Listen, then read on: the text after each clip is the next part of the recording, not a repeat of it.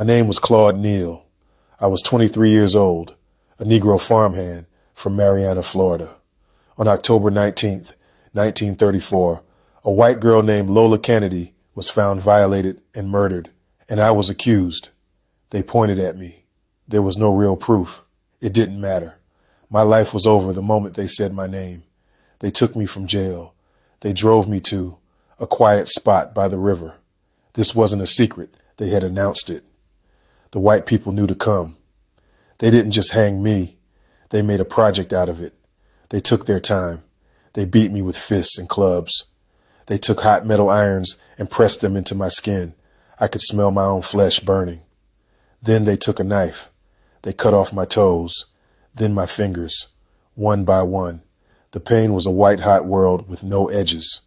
Then they cut off my manhood. They made me eat it. They did all of this while I was still alive. I could see them. I could hear the crowd watching and listening. White men, white women, and white children stood cheering. This went on for hours. When I was finally dead, they weren't done. They tied a rope around my neck and dragged my body behind a car back into town. They wanted everyone to see. A huge white mob gathered at the courthouse.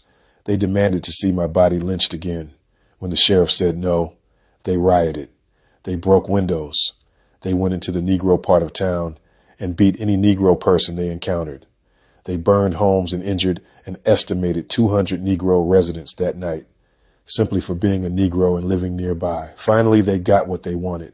They took my broken body and put it on the courthouse steps. They left it there for everyone to walk by and look at.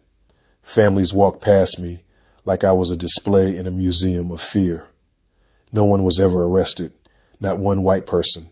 The white lynch mob who cut me, who burned me, who made a crowd watch, went home, washed their hands, and slept in their beds.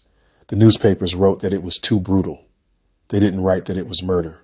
They didn't print the names of the killers.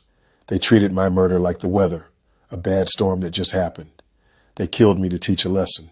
The lesson was, we can do this to any of you Negroes at any time, and no one will stop us. They used my body to display that lesson in the whole town. Again, my name was Claude Neal. My death wasn't an accident. It was a billboard. And for generations, everyone in Jackson County could see it.